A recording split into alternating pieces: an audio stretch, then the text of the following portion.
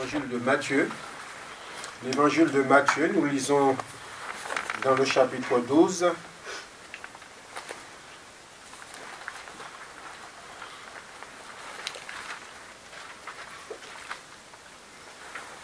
Nous lisons dans le chapitre 12, et c'est que le verset qui nous intéresse pour ce matin, c'est le verset 20.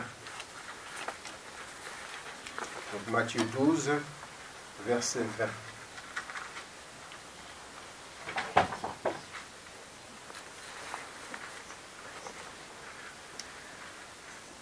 Il ne brisera point le roseau cassé ou le roseau froissé. Il n'éteindra point le lumignon fumant jusqu'à ce qu'il ait fait triompher la justice, le jugement, et les nations espéreront en son nom. Amen. Amen. Vous savez que c'est une parole qui a été annoncée longtemps, très longtemps, dans l'Ancien Testament, par le prophète Ésaïe. Et nous trouvons ce même verset que je vais vous lire aussi, donc dans Ésaïe chapitre 42 et le verset 1 à 9. Il est dit: « Voici mon serviteur que je soutiendrai, mon élu en qui mon âme prend plaisir. J'ai mis mon esprit sur lui, il annoncera la justice aux nations. Il ne criera point, il n'élèvera point la voix, il ne le fera point entendre dans les rues. Il ne brisera point le roseau cassé, il n'éteindra point la mèche qui brûle encore. Il annoncera la justice selon la vérité. Il ne se découragera point et ne se relâchera point jusqu'à ce qu'il ait fait établir la justice sur la terre et que les îles espèrent en sa loi. Amen. Amen.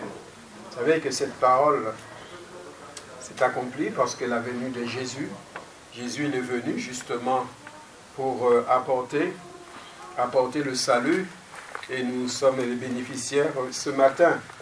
Mais cette parole encourageante qu'il a laissée, c'est vrai qu'il est plus associé au peuple d'Israël dans ses luttes, dans ses désobéissances, et cette parole est plus concentrée, mais le Seigneur veut nous l'approprier ce matin pour chacun de nous. Frères et sœurs, dans une autre version, il est dit: « Il ne cassera point le roseau abîmé, et n'éteindra pas la mèche qui fuma encore. Il ne cassera pas le roseau déjà plié, et il n'éteint pas la lampe qui faiblit. » Vous savez que notre Seigneur, il n'est pas un Dieu qui veut, au contraire, dans nos misères, dans nos malheurs, dans nos difficultés, il n'est pas là pour nous aplatir, il n'est pas là pour apporter justement une charge supplémentaire à nos vies. Comme vous pouvez le remarquer à travers ce que nous avons lu, le Seigneur ne brisera jamais le roseau plié. Vous savez que la vie ne nous fait pas de cadeaux, et nous sommes dans ce monde, nous sommes confrontés justement à tous ces problèmes de la vie, et aussi de tous ces, comment dirais-je, agressions morales, etc. Et vous savez que Dieu, nous ses enfants, nous venons nous ressourcer dans sa maison. Nous venons nous ressourcer dans sa maison. Et si le Seigneur ne va pas nous aplatir, mettre encore un joug sur nous, mais il est dit, même s'il met son joug, le joug du Seigneur, il est léger. Et oui, le fardeau du Seigneur est léger, parce que ce n'est pas tout à fait le même fardeau comme dans ce monde et ces hommes que nous mettent sur nous. Vous savez, le roseau, c'est une plante aquatique que j'ai pu faire ma petite recherche. On en trouve au bord du Nil, en Palestine, dans les endroits marécageux. Le rosier il fait plus de 3 mètres, et il est souligné, les hippopotames se cachaient dedans. Vous voyez, donc ils étaient touffus, et les animaux se cachaient dedans. Vous savez, ce même roseau, qu'il a servi pour, dans l'histoire, il y a quand même des significations au niveau du roseau, que je ne vais pas m'attarder là-dessus ce matin, mais nous savons que c'est un roseau qu'un des soldats a mis une éponge imbibée de vinaigre pour faire boire au Seigneur Jésus. Nous savons qu'il a été tapé avec des roseaux. Vous savez, les roseaux peuvent se tresser et puis devenir d'une façon solide et devenir aussi une âme de souffrance pour les humains. Notre Seigneur Jésus a subi tout cela. Mais là, je ne vais pas m'approfondir là-dessus. L'explication du roseau froissé et lumignon qui fume, au lieu de jeter, comme je disais, une flamme vive, c'est l'image de ces pauvres.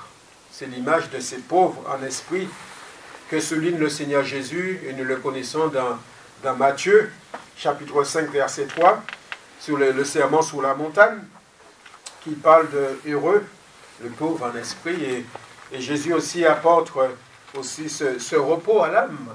Si nous trouvons cela aussi dans Matthieu, dans Matthieu chapitre 11 et 28, « Venez à moi, vous qui êtes fatigués et chargés, et je vous donnerai du repos pour vos âmes. » Vous savez que le Seigneur Jésus, comme je disais, c'est tout à fait le contraire.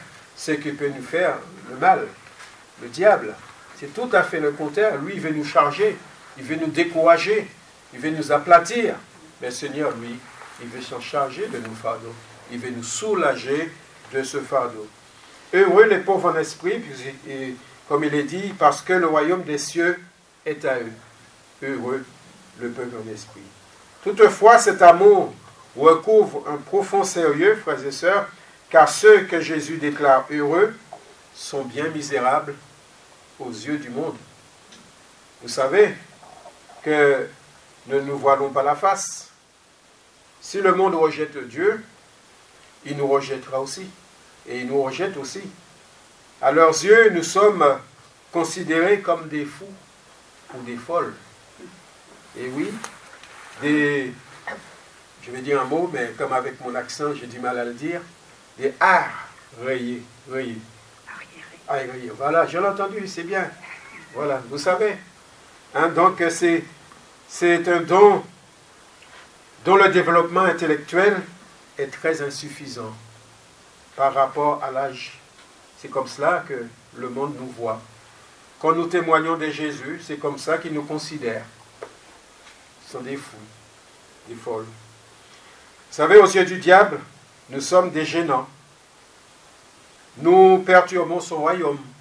Et ça, il faut que nous le rendions compte, frères et sœurs. Parce qu'il y a quand même deux royaumes. Le royaume de Dieu et le royaume du diable. Et c'est pourquoi quand l'Église prie, quand l'Église est unie, quand nous glorifions, quand nous proclamons la gloire de Dieu, mais lui n'est pas content. Il n'est pas content. Mais, vous savez, le Seigneur est grand, il est tout-puissant. Tout-puissant. La victoire, c'est vrai, quand nous proclamons cette victoire, nous disons qu'il est vivant, et c'est lui qui a créé toutes choses, et tout est dans sa main. Ce sont ses plans. C'est le plan de Dieu qui se réalise. Alors l'ennemi, il n'aime pas ça. Il n'aime pas quand l'enfant de Dieu est sérieux. Il n'aime pas quand nous nous rassemblons ensemble, quand nous louons notre Seigneur, quand nous le glorifions, quand nous reconnaissons son sacrifice à la croix, et quand nous le disons avec nos lèvres. C'est vrai que la parole de Dieu nous dit, la prédication de la croix est une folie pour ceux qui périssent. Mais pour nous qui sommes sauvés, il est une puissance de Dieu. Amen. Nous chrétiens, nous le voyons comme cela. Et nous devons le voir comme cela. Mais c'est une folie pour les autres. Quand on parle de la croix, pour nous, nous attendons que les âmes se réagissent d'une façon comme nous le voulions, positivement. Mais non. Parce que n'oublions pas que la défaite de l'ennemi, sa défaite était à la croix. Ah oui, sa défaite était à la croix. C'est à la croix que tu as commencé, que le diable a eu sa défaite. Pour l'enfant de Dieu, c'est à la croix que tu as commencé aussi. Par sa mort, par la mort de Jésus et sa résurrection, nous sommes devenus une nouvelle créature. Nous sommes nés en Jésus, frères et sœurs. Nous sommes nés en Jésus, nous sommes une nouvelle création, une nouvelle créature. La parole de Dieu nous dit dans Colossiens chapitre 2, verset 14, « Il a effacé l'acte dont les ordonnances nous condamnaient, et qui subsistait contre nous, et il l'a détruit en le clouant à la croix. C'est à la croix que l'ennemi de nos âmes a eu sa défaite, et c'est à la croix, pour nous chrétiens, tout a commencé. Et que c'est vrai que nous avons cette figuration du baptême qui nous explique bien. Et le baptême, c'est pour cela que le Seigneur a mis les choses bien à sa place. Celui qui croira et qui sera baptisé sera sauvé. Il ne faut pas louper cette étape. C'est vrai qu'on s'approchait de Dieu. Oui, j'ai compris, je sais que Jésus est mon sauveur, mais tu dois passer par cette étape du baptême. L'étape du baptême, c'est vrai, c'est un engagement. D'ailleurs, c'est un engagement prouvé, dire aux autres, voilà publiquement ce que le Seigneur a fait pour moi. Mais le baptême, la signification, je l'avais l'occasion de le dire ici, c'est mourir à nos péchés, plonger et ressortir de l'eau ressuscité en Christ. C'est une nouvelle vie, de passer de la mort à la vie. La signification du baptême est importante. Ce n'est pas tout simplement de dire, voilà, je vais prendre un bain. Non, c'est dans la tête peut-être du monde, ils croient que c'est ça. Le baptistère, il voit de l'eau, mais pour nous, c'est un symbole, c'est une signification plus importante que cela. Et Jésus lui-même a montré l'exemple. Pourtant, le Fils de Dieu, il s'est fait baptiser par Jean-Baptiste, parce qu'il voulait que nous suivions aussi ses traces.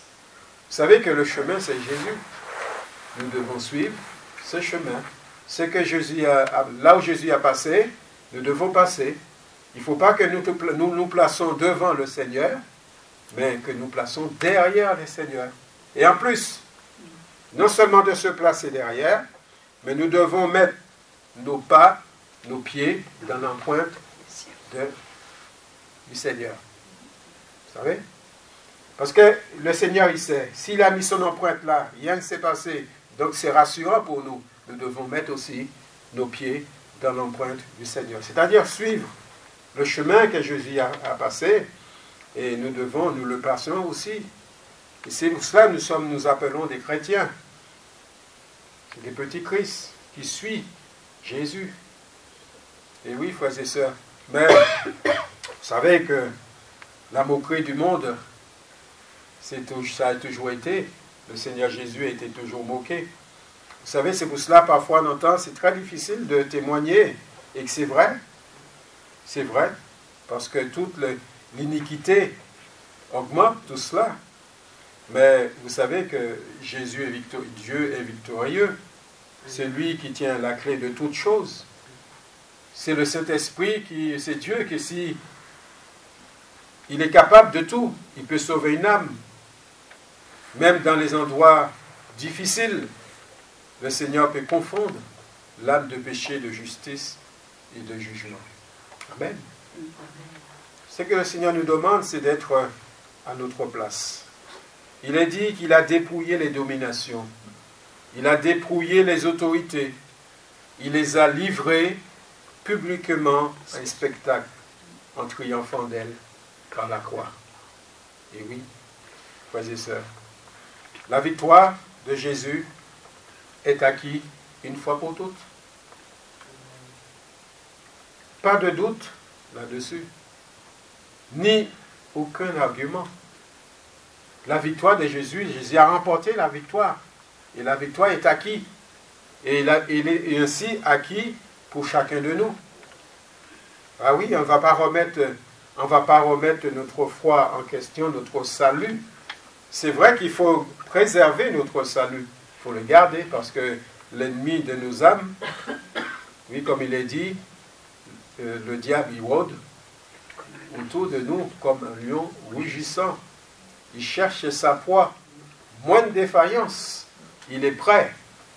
Mais vous savez, quand nous sommes dans la sécurité, dans la limite, dans l'enclos que Dieu nous a mis, dans cette bergerie, si vous voulez, nous sommes bien gardés. Nous sommes bien gardés par notre bon berger. Oui, heureux les pauvres en esprit, parce que le royaume des cieux est à eux.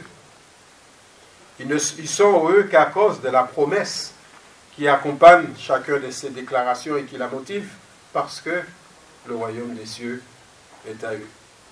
Les pauvres en esprit, ce sont une des explications peut-être qu'on pourrait tirer.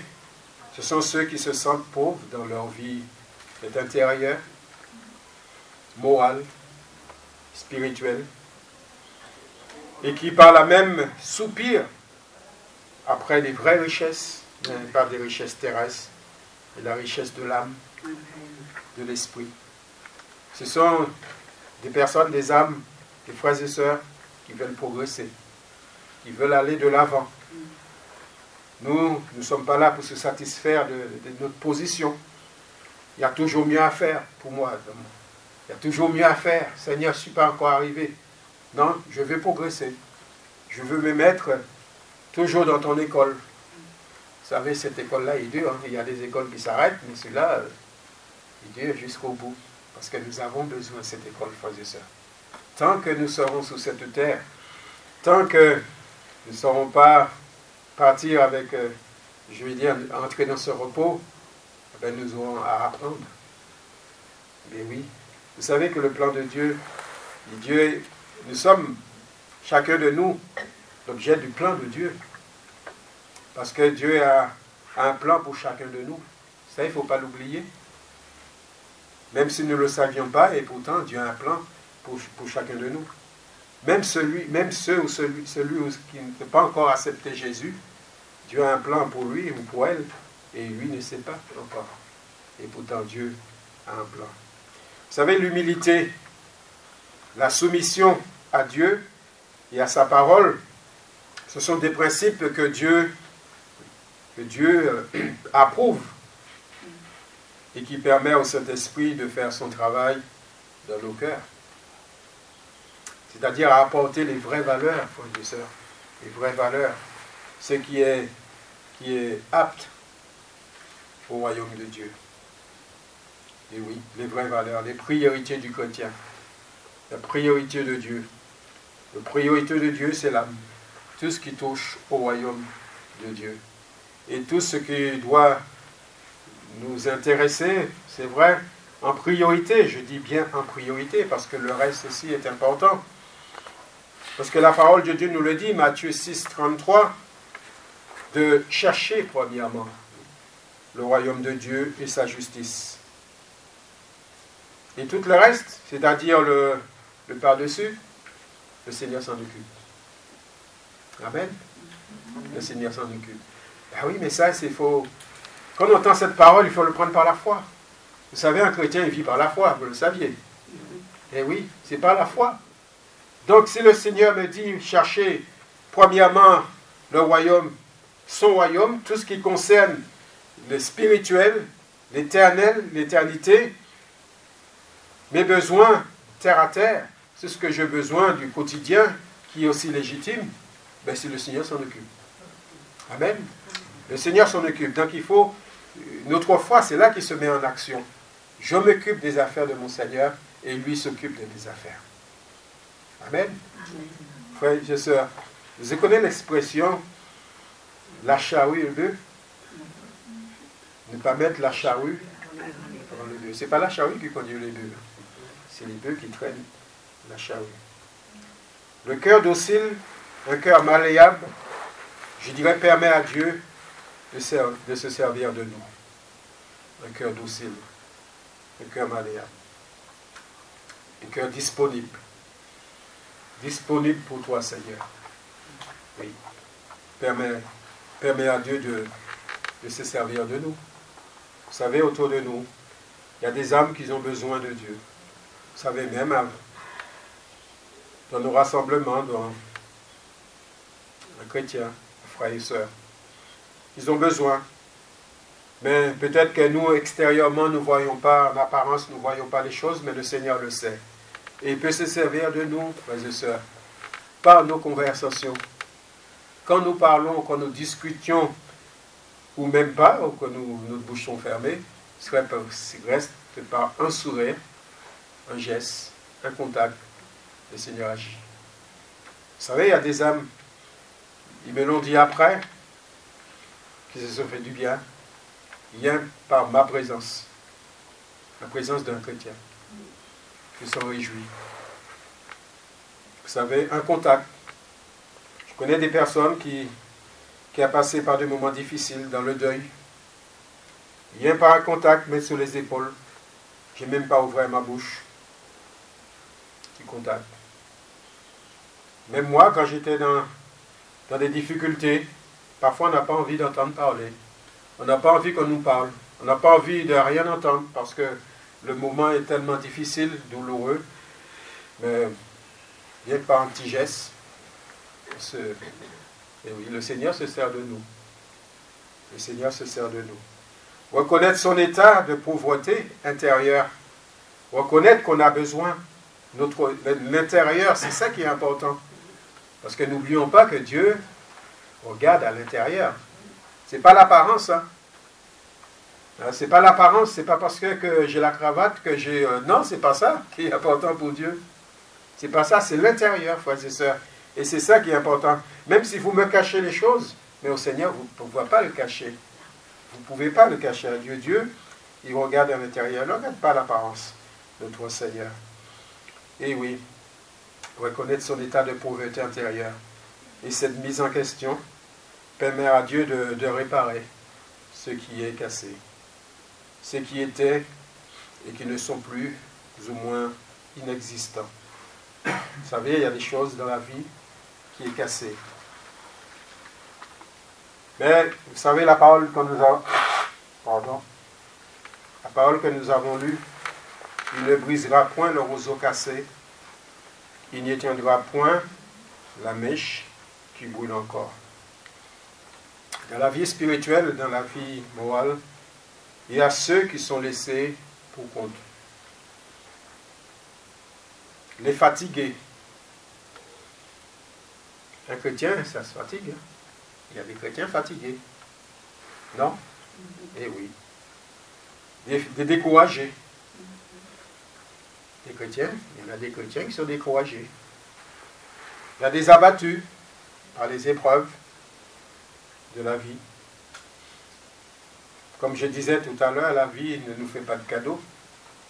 C'est pas parce qu'on est chrétien qu'on ne subit pas aussi ce que les autres aussi ont subi. C'est pas parce que quand nous sommes chrétiens que nous ne connaissions pas la maladie. C'est pas parce que je vous parlais des priorités. Les priorités, si vous avez compris la priorité des choses, alors là, vous comprendrez aussi la suite. Ce n'est pas que Dieu nous aime nous voir souffrir, mais nous le savons, la parole de Dieu nous dit que Dieu est juste dans tout ce qu'il fait. Il est parfait dans tout ce qu'il fait, frères et sœurs. Parce que c'est lui, Dieu. Sinon le livre de Job, on va l'enlever. On va l'enlever, le livre de Job. Parce que vous savez que le Seigneur a laissé ce livre-là, cet homme. Cet homme intègre, il est bien souligné au début quand nous lisons. Il est intègre, il est droit devant le Seigneur. Quand tous ces malheurs lui est arrivé, vous allez dire, oui, mais c'est un homme, oui, mais c'est un homme, la même nature que nous. Il n'était pas plus que nous, tout simplement, il croyait avec confiance en Dieu. Ça ne veut pas dire qu'il n'était pas découragé. Ça ne veut pas dire qu'il avait ces moments qu'il était dans le creux. Mais vous remarquerez, jamais il a douté de la puissance de Dieu, de sa confiance en Dieu. Amen. Oui, les chrétiens ils passent par aussi des difficultés, mais ne lâchez jamais la main de Dieu, frères et sœurs. Ne lâchez jamais la main de Dieu. Même si nous sommes découragés, même nous n'avons pas envie de prier, nous n'avons pas envie de lire notre Bible, notre prière sincère du cœur, alors le Seigneur fera tout pour placer un frère, une sœur, pour nous lire la Bible, pour nous parler, pour nous encourager. C'est ça qui est important pour Dieu. Et Dieu, il ne laisse jamais, il aplatit jamais ses enfants. Il ne brisera point le roseau cassé. Il n'éteindra point la mèche qui brûle encore. Amen. L'encouragement de Dieu, oui, c'est ça. Il ne cassera pas le roseau abîmé, même le roseau plié. Le Seigneur, il voyait ce que les autres ne pouvaient pas voir, à savoir la vie interne, ce qui se passe dans le cœur. Il y a aussi cette pauvreté aussi spirituelle. Cette pauvreté spirituelle. Vous savez que dans cette progression avec Dieu, nous savons que c'est pas la rue large et spacieux, c'est la rue étroite. C'est la rue étroite. Et dans cette rue étroite, moi je le caractérise comme ceci, c'est une montée. C'est toujours une montée. Vous allez me dire, oui, le ciel est là-haut. Oui, bien sûr, c'est vrai, mais c'est une montée. C'est une progression. Nous avons toujours des efforts à faire. Eh oui. Et dans ce chemin étroit, il y a des embûches. Vous avez jamais marché en campagne? Les racines des arbres, quand ils dépassent, vous avez intérêt de faire attention, parce que vous butez le pied, vous pouvez casser le 2 pieds. Eh oui. Parfois, il faut lever la jambe pour passer. Mais comme c'est une montée, il est fatigué aussi. Ça fatigue. C'est pour vous dire tout simplement, frères et sœurs, la vie spirituelle, c'est pas facile, mais ça vaut la peine de la vivre. Amen. Parce qu'au bout, c'est le royaume de Dieu. Au bout, c'est le royaume. Et oui, le Seigneur, Jésus disait, lui levant les yeux sur les disciples, il disait, heureux, vous pauvres, parce qu'à vous est le royaume de Dieu. La marche avec Dieu, c'est difficile. Mais vous êtes peut-être courbés, comme ce roseau plié. Mais la promesse de Dieu, c'est qu'il ne brisera point et il ne tâchera pas. Il demeure fidèle malgré nos infidélités. Amen. Notre Seigneur demeure fidèle malgré nos infidélités. Moi, c'est une parole que... Mais je dis, mais parfois, quand j'ai des moments calmes, moments à part avec Dieu, je suis ému devant toutes ces paroles-là. Ça me touche au plus profond. De savoir, malgré mon infidélité, malgré mes erreurs, malgré mes péchés, que je commets, eh bien, le Seigneur, il tend toujours la main. Il tend toujours la main. Vous savez que notre Dieu, il est fidèle. Il est fidèle. Eh oui. Dans son même livre, Ésaïe 57, verset 15, il est dit, j'habite en un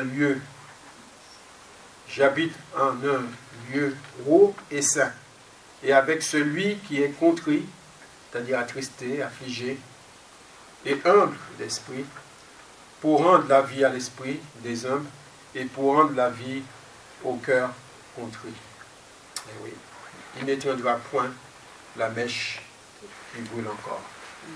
Il n'éteint point la mèche qui brûle encore. Qui dit mèche, s'il y avait une mèche qui brûle, donc il y avait avant une flamme.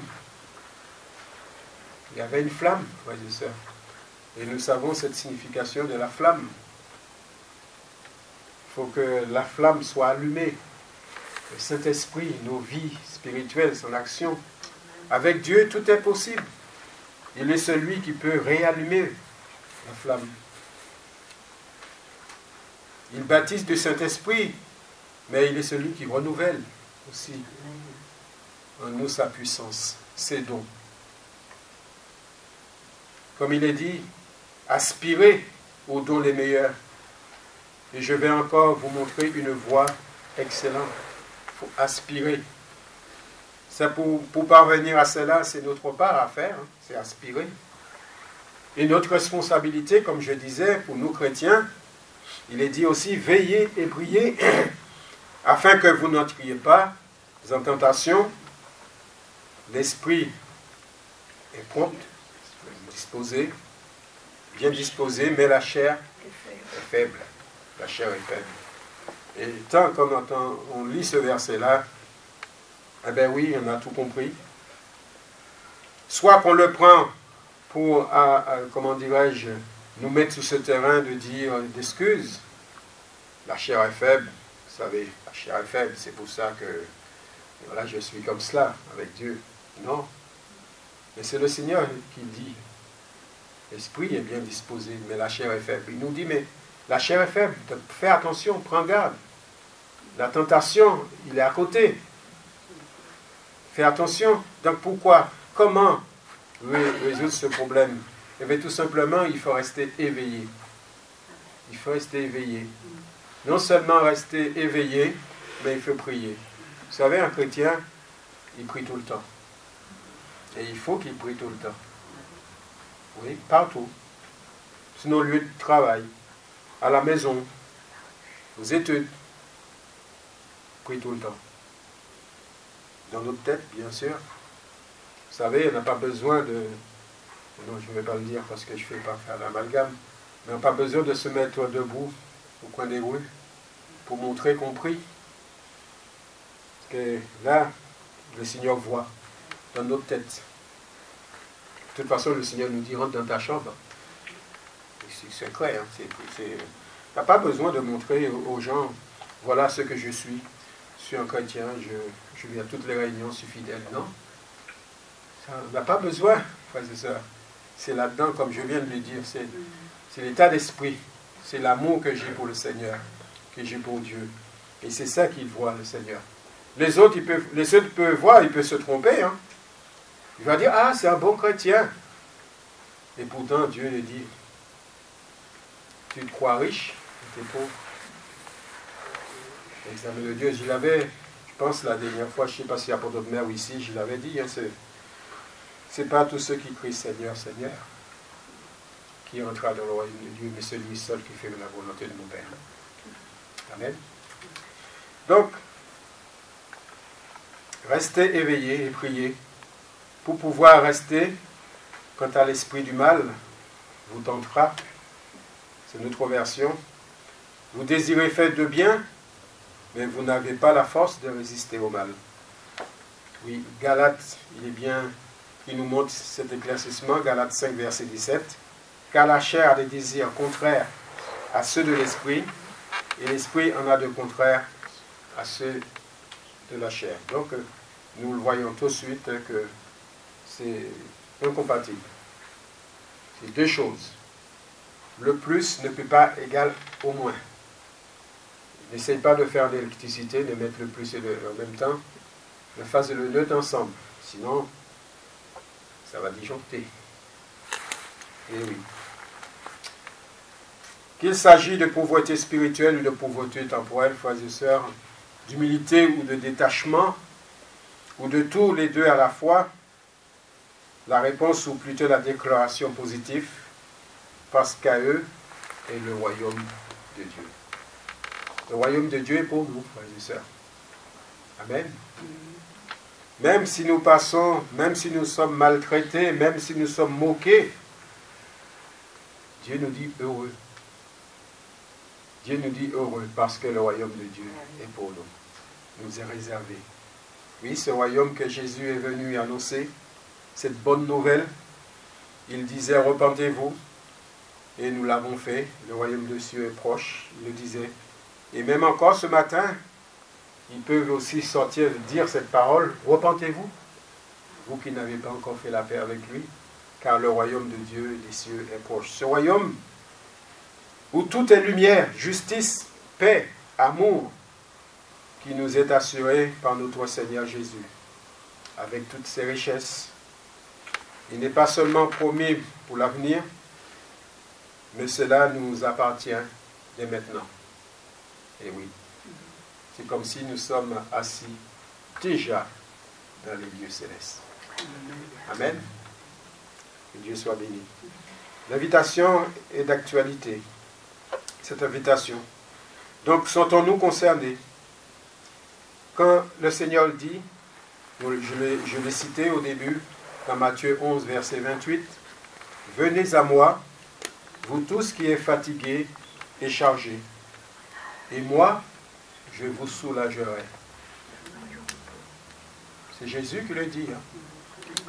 Comment vous êtes, frères et sœurs? Est-ce que vous êtes fatigués? Je ne parle pas que physique. Est-ce que... Mais spirituellement parlant aussi. Moralement, comment vous êtes? Alors, venez à Jésus. Venez à lui.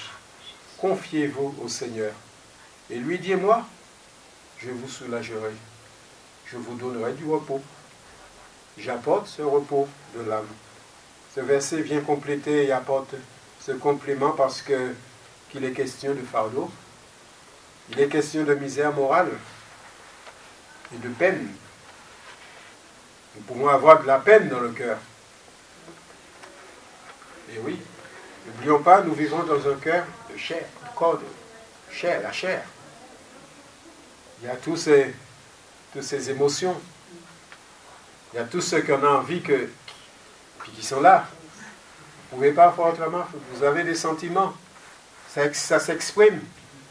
Ce n'est pas parce qu'on est chrétien, ça va supprimer. C'est faux. Ça, c'est faux. Nous sommes... Ben oui, quand on me pince, je sens. Ça fait mal. Je ne vais pas dire non, ça ne fait pas mal, étant donné que ça fait mal. Frères et sœurs, nous avons... Oui, je suis en phase de rechercher tout ce qui est en Jésus. Je veux ressembler au Seigneur Jésus. Mais ça ne veut pas dire que je suis le Seigneur Jésus. Vous voyez cette nuance, cette différence? Je vis dans un cœur de chair et le Seigneur le sait. La chair est faible. Mais l'esprit, la vie de Dieu qui est dans moi, cet esprit est bien disposé. Et c'est lui qui communique l'esprit que je suis enfant de Dieu. Alors là, si je suis enfant de Dieu, tous les attributs, tout ce que cette promesse du royaume, il est pour nous. Amen. Il est pour toi. Il est pour vous. Amen. Amen. Alors, et oui, il lit les fardeaux. Vous savez que le Seigneur parlait du fardeau. Je voudrais aussi apporter quelque chose là-dessus. Le fardeau dans la mesure que nous vivons dans ce monde qui nous charge de tous ces fardeaux. Vous savez, même dans la religion, les hommes religieux, ultra-religieux, qui disaient aux autres de faire ceci, de faire cela, et eux-mêmes, ils ne levaient même pas le petit doigt. Tu fais ça, tu ne fais pas ce que je fais, mais tu fais ce que je te dis de faire. Et oui, ça c'est une sorte de fardeau dans ce monde, frères et sœurs. Mais le Seigneur, lui, de fardeau, il dit, venez à moi, vous tous qui y peinez, qui ployez sur le fardeau, et moi, je vous soulagerai. Encore aujourd'hui, le Seigneur appelle des hommes à lui, à ceux qui sont tenus emprisonnés, à ceux qui sont accablés par le poids du péché, qui veulent être soulagés, qui veulent être libérés du griffe de Satan. Nous pouvons trouver dans toutes ces situations, accablés, abattus, affligés, mal compris, rejetés, la promesse de Dieu est pour chacun de nous, comme cette invitation de venir vers lui. Nous voulons vers le Seigneur ce matin pour nous ressourcer. C'est vers lui. Nous voulons pour réallumer la flamme. Amen. Nous avons entendu que le Seigneur ne nous achève pas. Et oui. Nous sommes pliés. Nous sommes pliés. Le Seigneur va jusque là de dire, même si la flamme n'y est plus, ça fume encore, tant qu'il est capable de le réallumer. Amen. Donc, frères et sœurs, la promesse de Dieu est pour chacun de nous. Et oui. Et moi, je vous soulagerai. Je vous donnerai du repos pour vos âmes. Que le Seigneur soit béni. Bon courage.